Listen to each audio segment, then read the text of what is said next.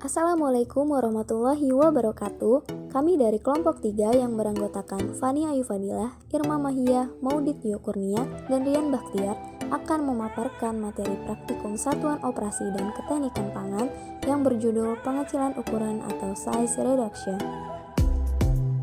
Apa sih yang dimaksud dengan pengecilan ukuran? Pengecilan ukuran adalah usaha pengubahan dan pengecilan bentuk dan ukuran secara mekanis, tanpa menimbulkan perubahan kimia dari suatu bahan. Idealnya, proses pengecilan ukuran menghendaki bentuk dan ukuran yang seragam untuk menghasilkan suatu produk yang memiliki nilai mutu dan nilai tambah yang tinggi.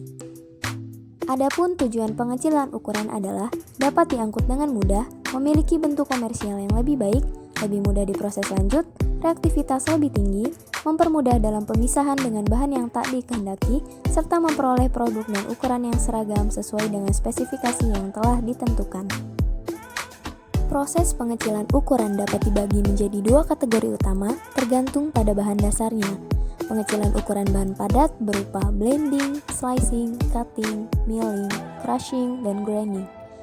Sedangkan untuk pengecilan bahan cair disebut dengan emulsifikasi atau atomisasi. Tujuan praktikum.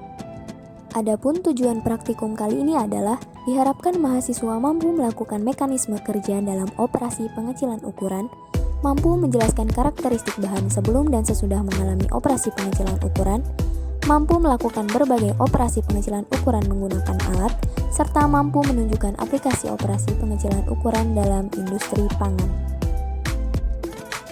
Alat dan bahan. Alat yang digunakan meliputi neraca digital, ulekan, saringan, dan pisau, sedangkan bahan yang digunakan meliputi kentang dan kacang tanah kupas. Metode praktikum. Sampel kentang ditimbang sebanyak 200 gram, kemudian dikupas kulitnya menggunakan pisau. Selanjutnya dicuci dengan air. Kentang yang telah bersih ditimbang lagi, kemudian dicatat bobotnya. Setelah ditimbang, kentang lalu dipotong menjadi bagian yang lebih kecil. Kentang yang sudah dipotong kemudian ditimbang lagi dan dicatat bobotnya. Hasil dari pencatatan bobot dapat dihitung persen rendemennya. Yang kedua yaitu penumbukan kacang. Sampel kacang tanah ditimbang sebanyak 200 gram.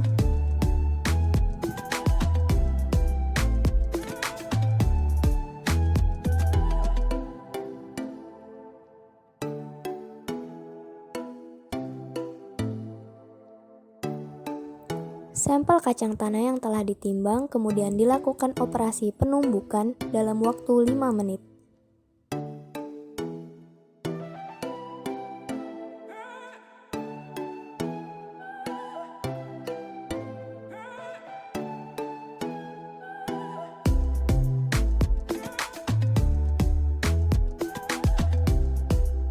Proses penumbukan menunjukkan kacang tanah yang semula bertekstur kasar menjadi halus. Hasil penumbukan kemudian ditampung dan disaring menggunakan saringan.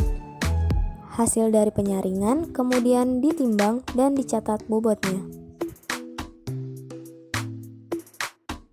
Inilah hasil dari penyaringan, berikut yang tidak lolos saringan atau bertekstur kasar, sedangkan berikut yang lolos dari saringan atau bertekstur halus.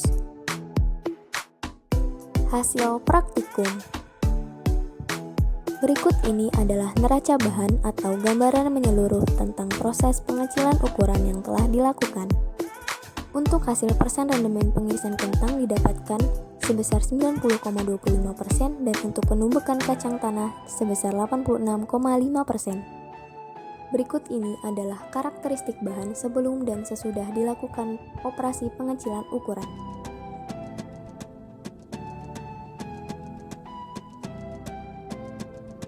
Kesimpulan.